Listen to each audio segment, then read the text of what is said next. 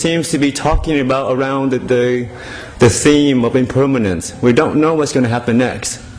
Initially, Sister Wayama was going to do the talk, and then she wasn't. And I thought, well, maybe Ajahn Nisarna was going to do the talk, and he wasn't doing that either. So it's hard to plan these things sometimes.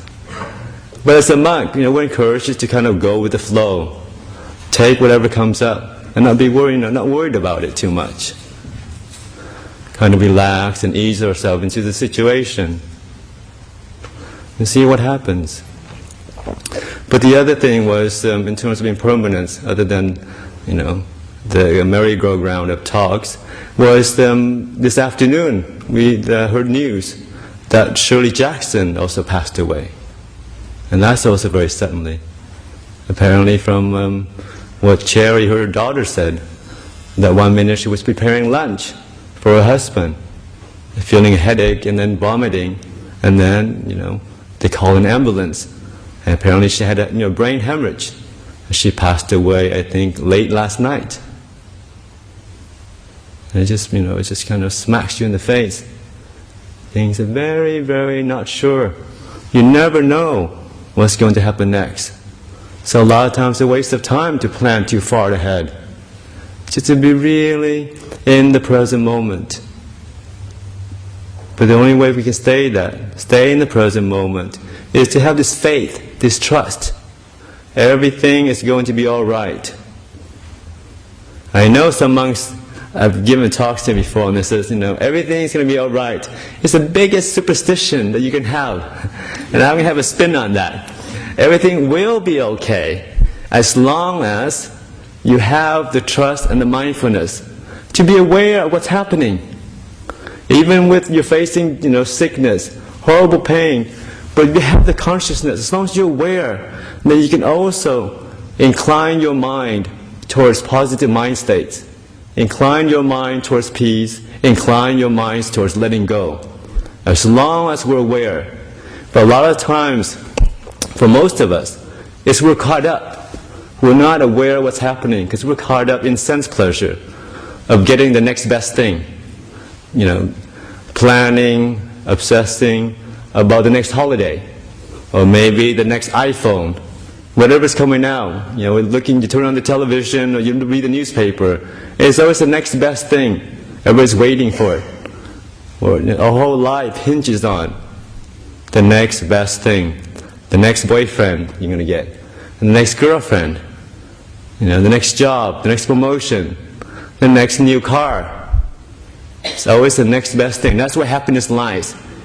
Out there in the next best thing, something you can buy, probably very expensive. And that's where real happiness is. But in Dhamma, we turn it around. We say, no, it's not the next best thing.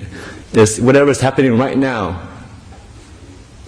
Here is where all the happiness you can find. In the present moment, right inside this heart, this mind and body. This is where happiness is. Right here. You don't have to go anywhere else. You don't have to be anything else. The mind that you have and the body that you have is good enough to find peace, to find fulfillment. Right here and now. And as monks and nuns living the simple lifestyle, we're providing an example for people to say, yes, you don't need 3-story house to be happy. You don't need a partner to be happy. You don't need a healthy body to be happy. You don't need to be young and energetic to be happy. All you need to do is to kind of train the mind, have faith and trust to be in the present moment, to incline towards kindness, inclines towards peace. And that's where happiness will come from.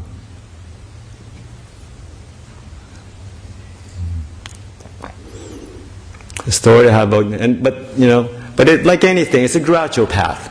You can't expect to sit here for half an hour and be blissed out of your skull. For some people, it happens very quickly. For other people, it's a gradual process. It's moments by moments. You want to experience, the happiness, the bliss of meditation is there But it starts with contentment in the present moment. It starts with feeling this is good enough. Whatever's happening right now is good enough. And we look for the positive things. And that's why my two favorite topics I always talk about day in, day out, especially if you go to Armadale, is gratitude and contentment. You can't go wrong with gratitude and contentment.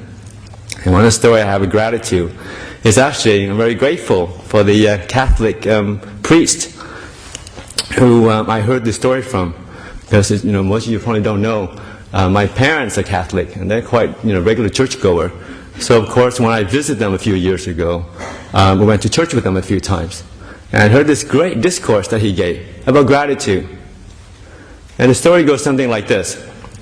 There was this Catholic priest, and he was doing some exercise. So he's running around the block of the church early morning to get some exercise. So every day he runs around the block. And I think one day a week he noticed there's this boy who stands in the corner, and not the best corner, not a very busy corner, but he stands in that corner and sells some bagel. Okay? But the boy is not very smart, because it's not a very busy corner, but he stands there anyway. He doesn't move to another corner. So, anyway, he stands and the priest, jogs around the block. He sees this boy there.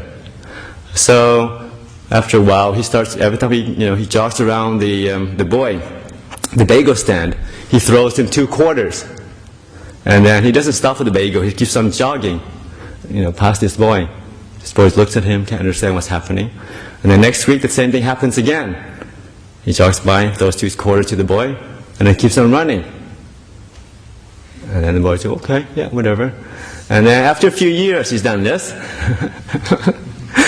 He throws the 2 quarters, and the boy finally has the courage to wave him down. It's like, stop. And then the priest just looks around and smiles.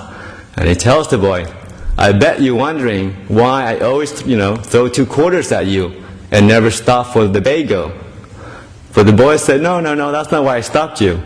I just want to tell you that today, the price of bagel has gone up to 60 cents. And that's gratitude and contentment. We're never happy with the 50 cents, looking for the next 10 cents. Always wanting more. Nothing's ever good enough, even though you're getting a free 50 cents. And sometimes we have to look at ourselves, We lived. We're so well provided for. It's a great place to be. But yet, sometimes in our mind, always looking for, what can I get more out of this? What can I get more out of Ajahn Brahm? How can I get him to teach me more? What can I get more out of my husband, my wife? And gratitude just cuts all that away. Says, okay, it's not what can I do? What can I get more out of life? But what can I do to life? What can I offer to life? What can I offer to Ajahn Brahm? What can I offer to my husband or my wife or my kid? How can I enrich their lives? And that's what gratitude does. It cuts away all that. And the mind that is concerned about other people's happiness is a really bright mind. Because we're not, this mind, we're always thinking about me and my worries, my pains. It has to be very, very contracted. It has to be very, very dull. And nothing's ever good enough. But once we have the courage, once we have the inspiration, just change that attitude around just a little bit. Then wow, life takes on a completely different meaning. Life becomes much more expansive. It's not about me and my wants and what's happening, what's wrong with my life. But it's like, how can I help other people? How can I be there for people? How I can give more, to the people around me. How much more can I give to the Buddhist society? And obviously, you come here amongst always going drawing on about generosity, and you say, yeah, of course you guys talk about generosities. You don't do any work. We have to feed you. Yes, you can be cynical, but actually, it's also an encouragement to test that out. And when you're generous, when you give things, when you do things for other people, have the mindfulness to bring that up, to know and to feel. What does that feel like when you do an act of charity, spontaneously, without being asked? You see a dirty floor, you go get something, you mop it up. quietly, nobody knows you did it. How does that feel inside? And know for yourself what generosity feels like as a physical sensation. Know what it feels like when you want something, when you're so obsessed with certain things that nothing and nobody's cares and worries is going to get in your way. Know also, how does that feel? A lot of times, we're mindful and we're honest that the feeling of doing things for others, the feeling of giving things to others, is vastly superior to the acquisition mind of wanting more and nothing's ever good enough. So in Buddhism, it's nothing. You have to stay here, sit here, and kind of take my words for it. But it's more of an invitation, an encouragement to really try things out, investigate, and learn through your own experience. Here I can relate my own experience, and offer that, and encourage people to practice. But unless you kind of investigate on your own, it was still just words, really. It's only through your own experience can wisdom arise. Through your own acts of kindness can you experience the happiness.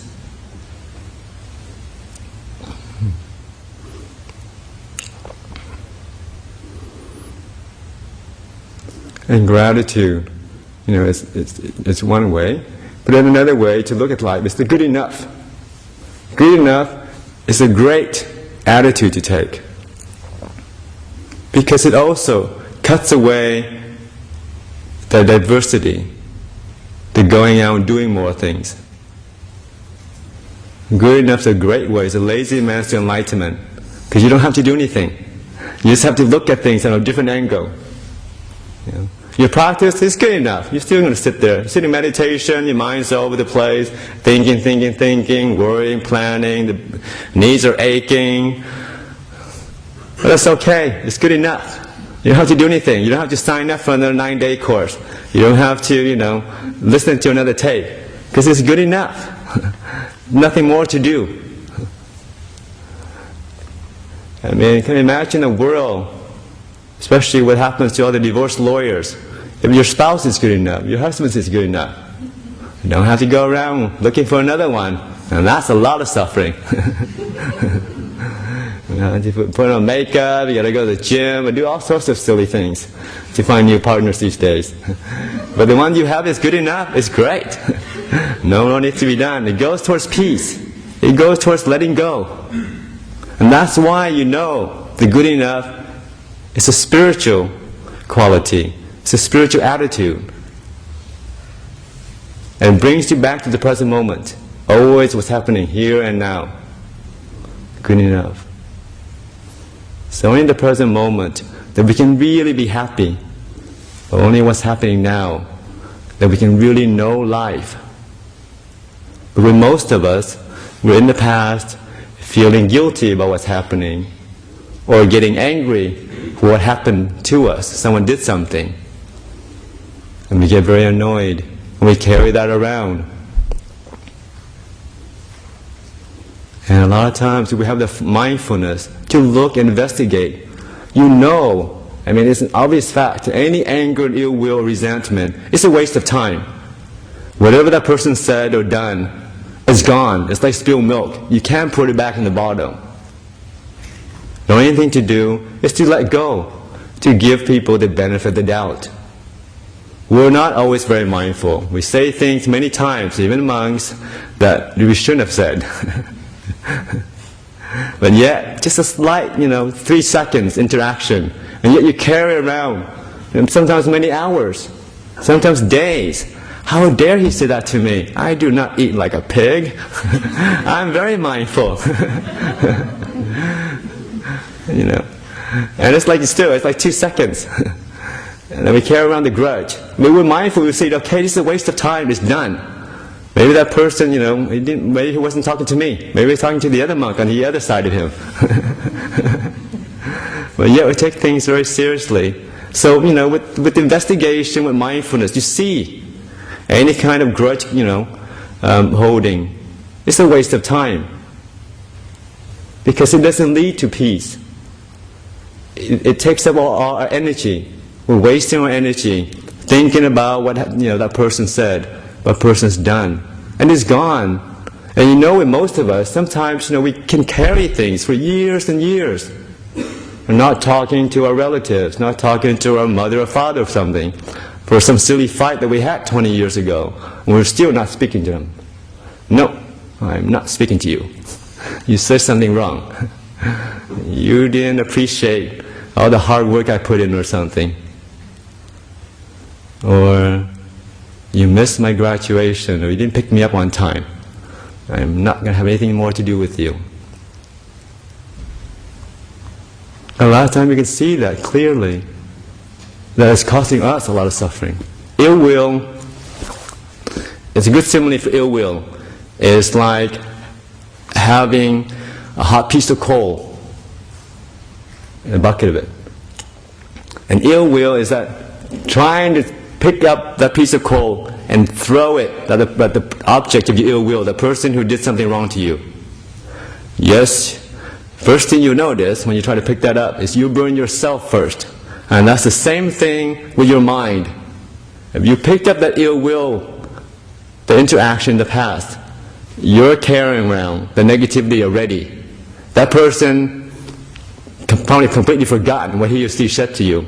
But here you are carrying that ill will around for hours or days or years even. And then you say, okay, yeah, I don't care. I want to get him anyway, or her. So you throw it at the person. But a lot of times you miss. And that's the problem. Because it's so hot. You don't have very much mindfulness, you throw it.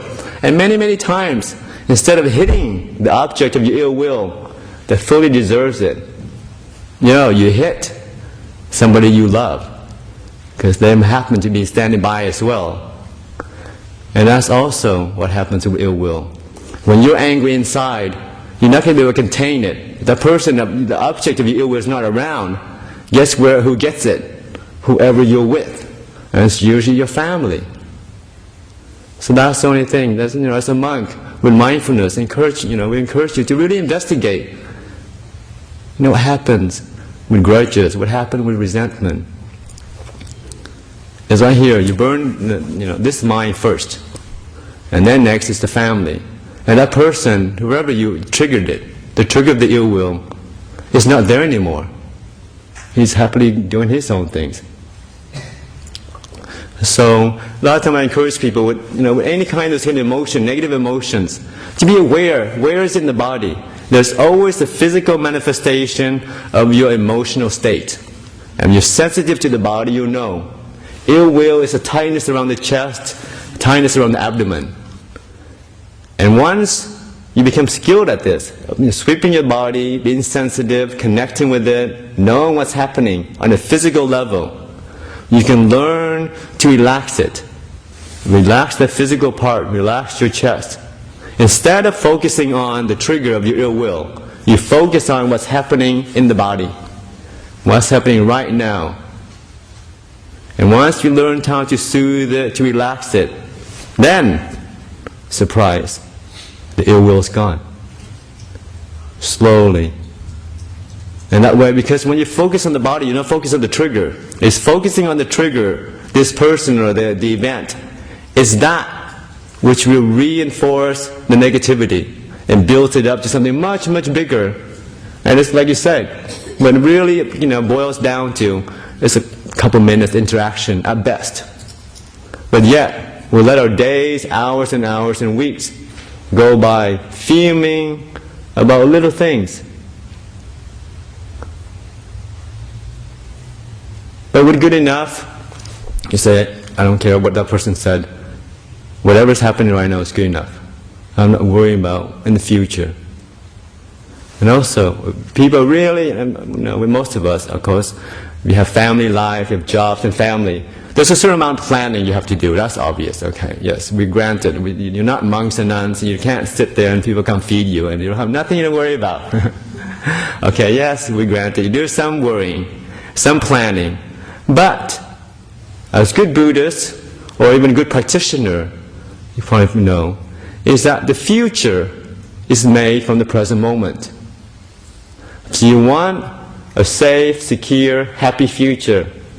This is where the work begins. This is where you have to put the mindfulness. In the here and now.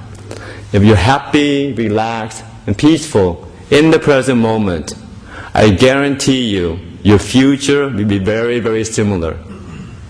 Even if things are unexpected, you have the peace of mind to look at things. It's a totally different perspective than looking at the event from a distracted, a worried, or anxious state of mind. So always know that. Always have confidence in your mind, in your ability to just to be with things. And that's why meditation is so great. Because in meditation, that's all we do. We're not, hopefully, you've been warned enough by Ajahn Brahm and other monks, not looking for bliss. Bliss better than what. No, meditation is the encouragement just to be here in the present moment. Allow whatever happening in your mind or body just to be. You have the spaciousness of mind. You have the trust and the faith in the Buddha. Just said, okay, whatever comes, comes. I'm going to allow you to be as long as you want. You can stay here as long as you want. I'm not going to try to get rid of you. Whatever mental state is. Mental, physical, allowing things to be. And that's what meditation is about. The art of being. We're called human beings, but not really. That's a misnomer. We're not really. We never, stand still long enough to be human beings. We're human doings.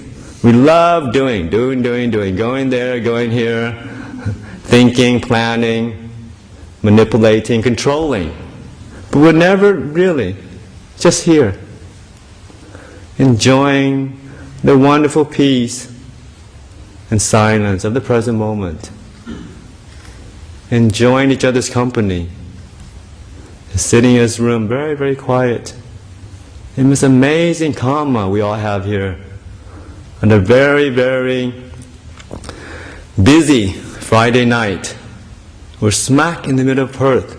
Lots of bars and clubs are happening. Lots of noise and distractions. But yet, we have the good karma to be here. Spend the next hour and a half together in a quiet place, all inclining towards peace, inclining towards stillness. It's amazing karma. You see, the whole universe, you look at it a certain way, all the causes and conditions, all through history, last billion years, come together in this present moment, right here and now, for us to enjoy this together. So don't throw it away and start planning what you're going to eat after this, and what you're going to do. But just to be here, yeah, it's great. Really, as for myself, I'm really happy to be here, sharing whatever I know with other like-minded people, just giving back. As a monk, we don't work, we don't do very much, except once you get up the ladder, and then you have an opportunity to teach and just to share what you have with other people. Hopefully encourage your people to be more peaceful, more still, and more kind.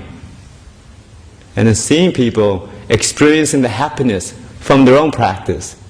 Wow, that's a great high. Seeing people who are very distracted, very depressed, and after a few years of practice, become very happy, very comfortable beings. And you can see on people's faces how deep the practice is. It's just the glow. Meditators have that glow in their face. And it's a beautiful thing to grow, to see. That's why I love teaching meditation retreats. Especially at the end, you just look.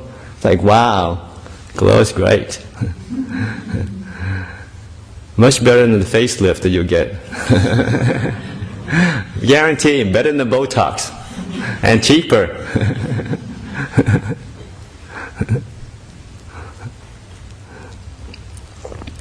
But also, remember, trust and faith in the present moment. Because you don't know what's going to happen next. Like I said about Shirley Jackson, things can come very quickly. And it's not to bring up contemplation like death. It's to make people depressed or, yes, these Buddhist monks, they go on and on about, age, sickness, and death. It's such a bore. But it's actually, you see the people that do that, The monks, the meditation monks, the meditation masters in Thailand, who have it as the contemplation, death or sickness, they're one of the happiest people you can see in the world. They glow with happiness. They glow with peace and stillness and wisdom through the penetration with the simple truths. And also, each and every one of us, there's no escape. We will meet with OA, sickness and death, either in this own body and mind or in our relatives. And if we look from an angle of peace, we look at life from an angle of kindness and letting go. And we stay in the present moment, and we appreciate what we have. Then, when death does come, it's no big deal. Like with Shirley Jackson, it's great. I see this beautiful picture of her that one of the Anagarikas from the monastery took. This beautiful picture of Shirley Jackson. And I think they're going to decide to put that on the coffin. She has this bright smile on her face, right in front of the Dhamma hall, where most of you not familiar with Shirley. Shirley and her daughter Cherry, every 2 weeks, they go to the monastery and do the flower arrangement. And this picture just caught her in action, arranging the flowers, beautiful flowers, on a certain Uposatha day, which is certain monk day, from the monastery. And you can see, doing acts of goodness, doing acts from the monastery brings so much happiness. Shirley has this amazing smile on her face as she was arranging the flowers. And it's very fitting, because that Shirley, a life of dedicated service to the monastery, and also, to the nunnery, and to the Buddhist society. Then when she does pass away, and I know, Shirley, you're around here somewhere, that you can hear me, that, it's going to be a very happy rebirth that Shirley will take. Because through all this acts of dedication, acts of goodness. So it's not a sad thing when Shirley passed away. It's actually, a very inspiring thing. Because when people live a very beautiful life, their death has to be beautiful. It's causes and effect. You're just happy, this feeling of mudita, of appreciative joy, of knowing a life well lived. She wasn't concerned with amassing more stuff. Always concerned about the monks, always worrying, but we have enough. You have enough warm gear, Bhante. You have enough food, Bhante. So it's very, very kind when I first came to Australia. I always wanted to have everything I needed. And this is with very fond memories.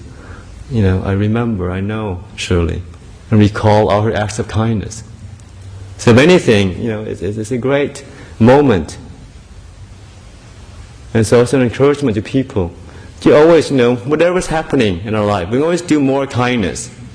We're always inclined towards more openness, more generosity. But like I said, give a material thing is one thing. But there are many, many profound levels of kind of giving. And the second level, as I touched on, is forgiveness. To forgive people, that's slightly harder. You can give things and easily. But someone does something to this precious me and mine, then no, I don't want to forgive them. Not just yet.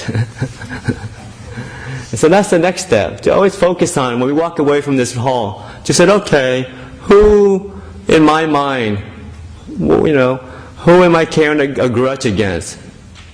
What people bother me in the past? Should I bring that to mind and say, okay, whatever happened in the past, I forgive you. So we can learn that slowly, especially after meditation. Once your mind is soft and malleable, once you have the confidence of, and rested the mind, once the mind has a lot of energy, then we can bring up, different, difficult people that we've dealt with, and offer this forgiveness to them. Saying, okay, what happened in the past, I'm going to let that go. The next time I see you, I'm going to offer you my friendship, offer you my kindness, regardless of whatever happened. And that's forgiveness. That's the next, that's the next step. Something to aspire for, something that, to also, to declutter our mind. Because a lot of times this mind of ours is very, very complicated. First with the wanting mind, the sensual desire, wanting things. And then it more clutters up with things we don't like, people we don't like. So the more we learn how to let go of things, allowing our craving to fade away, the next is allowing the ill will to fade away, of leaving the past in the past and going in the present moment with nothing in your hands. Just sitting here, just being here. Allowing life just to unfold by itself, with no agendas. Whatever comes up has its causes. It will come and stay there as long as the causes are there. It will fade away when the causes are gone.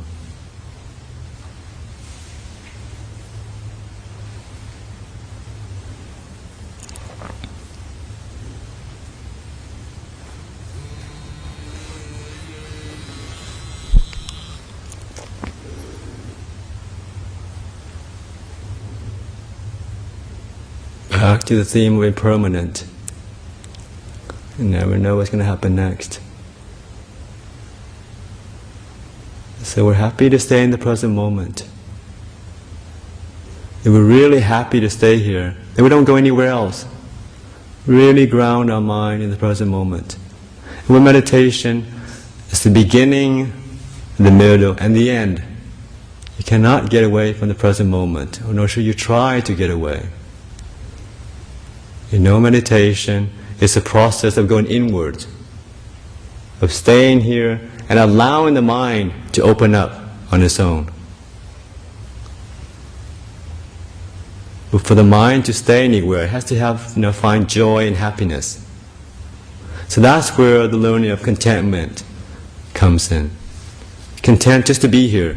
Then things in the mind is a wonderful thing. Only if we can slow down and be still enough and allow the mind to open up on its own. So we're happy in the present moment. The mind becomes slow, slows down, and that the peace and the content will build up, and then it will go deeper. The mind will open up on itself.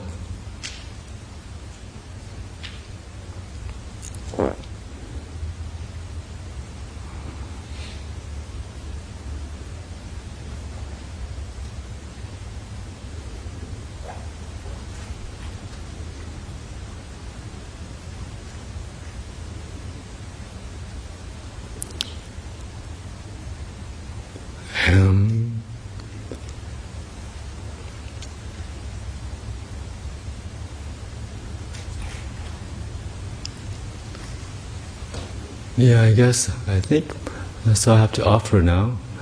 But like I say in summary, just an encouragement for people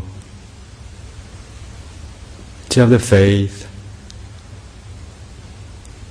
and have the trust, just to be in the present moment. Allow whatever it be come to come. Because life is very unpredictable. 1 minute we're here, and our loved ones are around us. The next minute, it can be, all can be taken away very quickly. It's not under our control. But that's not to say it's not something to make us more depressed. Death only makes sense. Life only makes sense, in the face of death. Imagine if you live for a long, long time, 500 years, 1,000 years, or 10,000 years. There's never any need to make up with your family. I won't talk to him for another 500 years, doesn't matter, I've got another 10,000 years to go. But you know that your mother, like Shirley, is going to may pass away very quickly. What happened to Shirley is not an exception, it's not an anomaly. It's something that happens every day to different people. So when you know that, when you look at your loved ones, you look at your family, your friends, or even the people that you work with, and you think to yourself, what if I don't see him tomorrow? Then should I still hang on to this grudge? something they said to me, 2 seconds ago. So a lot of times, angry mind gets caught up in something very, very small and very, very petty. Who did what to whom? Who said what to whom? But you know that your parents are going to be around, will you still harbor that grudge? No, it doesn't make sense. That's why the contemplation of death, actually anything, brings more meaning to life. Because it allows you to live life to the fullest, to appreciate each and every moment, to not let the past kind of impinge on the present moment, and also to not let the future fritters away the present moment by worrying too much about the future. Yes, there are things that will happen tomorrow, obviously. The sun will rise, hopefully. But, you may not be around, so why worry about it? Stay in the present moment, and everything will be all right. Guarantee.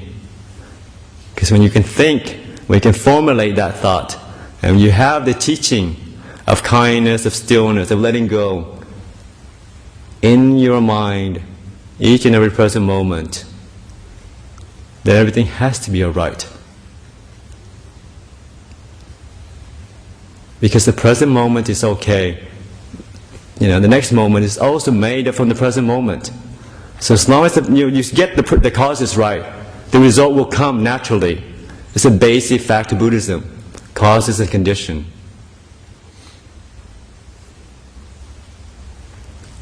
So, I guess in summary, the title of the talk is Everything Will Be Alright. Okay?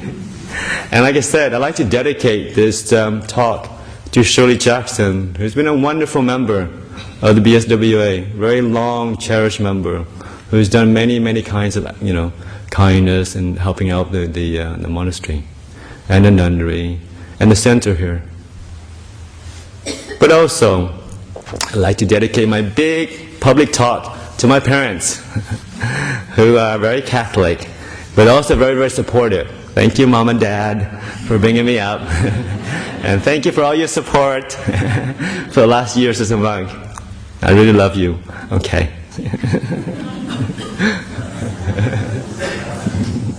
Oh yes, any questions or comments?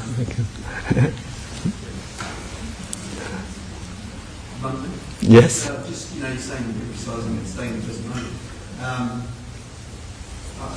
just wonder if you can comment on this, but sometimes being in the present moment and just being with what you've got in yourself, it's not a very nice place to be, especially if you're feeling impoverished inside. Mm-hmm. And that impoverishment can come from a whole range of things. Mm-hmm. But it would seem to me that that could be a very uncomfortable place to be. And so it seemed to me maybe there could be some steps before being in the present moment to ensure that being in the present moment is a place to hang out and then follow on from that into those good places. Make some comments on that. Yeah, that's a very good question. The question is that, sometimes in the present moment, it's a very uncomfortable and not very pretty place to be, whether through physical problem or mental problem. And how can we stay in the present moment if it's unpleasant? And the first thing is, to realize this, yes, the present moment, to a certain extent, is uncomfortable. So that's why the mind likes to drift away to the past or the future. Past, remembering your great experience that you had, your wonderful holiday, or, the first time you fell in love or something. Or you go to the future, thinking about the next holiday, or, the last time you had, something really wonderful happen.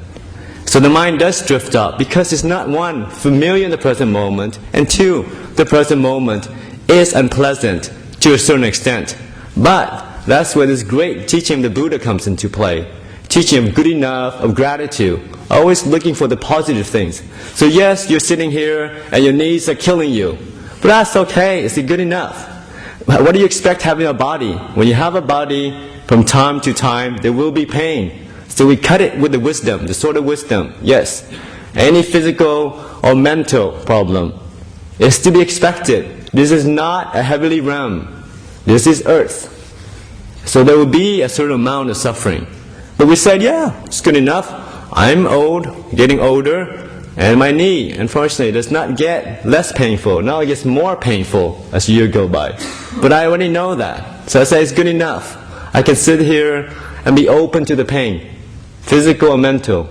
Sometimes inside, you're a bit anxious, sometimes a bit, grumpy.